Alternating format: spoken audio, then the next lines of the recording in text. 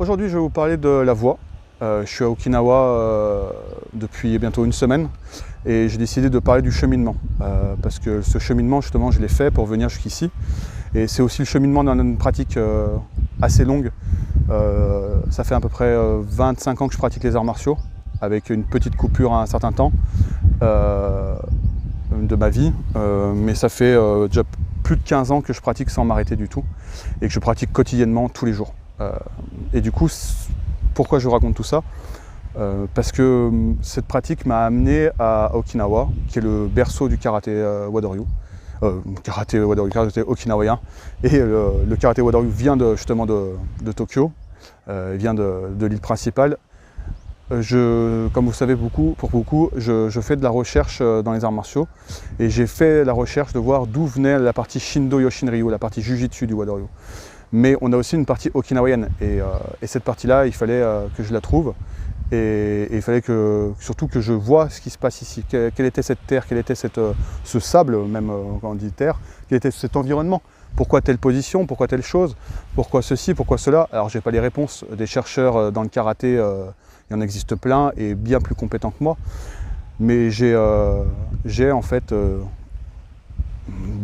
compris certaines choses dans ma pratique en étant ici, sur l'utilisation de mon corps, et d'autres qui seront plus tard, que je comprendrai sûrement plus tard avec le cheminement. Et c'est ça, voilà, le but de tout ça. La voix, et le mot do, ou michi en japonais, vient d'un kanji, c'est comme beaucoup de monde le sait, les kanji viennent du chinois, et le kanji se dit tao en chinois, et comme vous le savez aussi, ce tao est l'idée d'un tout, de l'ensemble des choses. Et puis cette idée philosophique elle vient du taoïsme. Le taoïsme, quand il rencontre le bouddhisme en Chine, ça crée une nouvelle religion qui s'appelle le Chan, le bouddhisme Chan. Et ce bouddhisme Chan va se diffuser dans toute l'Asie, en Corée pour le Song, et Song tout court, ou Song, à vérifier, je ne me souviens plus, c'est Song ou Song. Et ça va arriver au Japon en s'appelant Zen. Il va être 3 obédiences qui s'appellent Zen Rinzai, Zen Soto et Zen Obata, si je m'en souviens bien.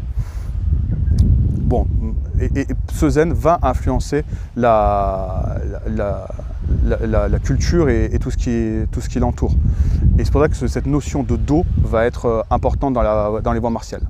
Okinawa, en parlant avec des amis qui pratiquent des styles comme le Uechi-ryu, la notion de voix n'est pas spécialement importante. Parce que justement on est à Okinawa et il y a peut-être moins cette influence du zen. Les religions locales qui sont ici sont moins empruntées de bouddhisme. Et du coup, ça change certaines choses. Mais nous, le Wadoryu, qui est là avec ce wa, et qui est marqué wa-do, ce kanji et qui est ici, ce kanji amène à cette voix, cette recherche d'harmonie. Et pour comprendre en fait cette voie, ce cheminement, c'est de mettre en fait de la pratique dans sa vie. Alors c'est un mot facile, j'essaie d'un peu de masquer le micro au cas où si le son n'est pas bon à cause du vent, mais c'est une pratique en fait pas si complexe que ça. C'est qu'en fait dans chaque mouvement de votre vie, chaque moment de votre vie, sentez où la voix est.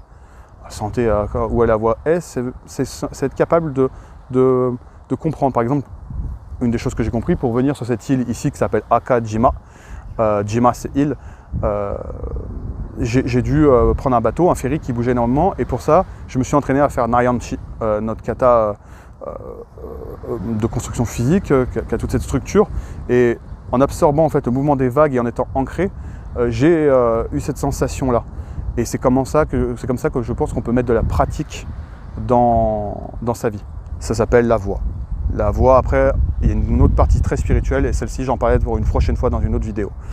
J'espère que vous allez tous bien. À bientôt.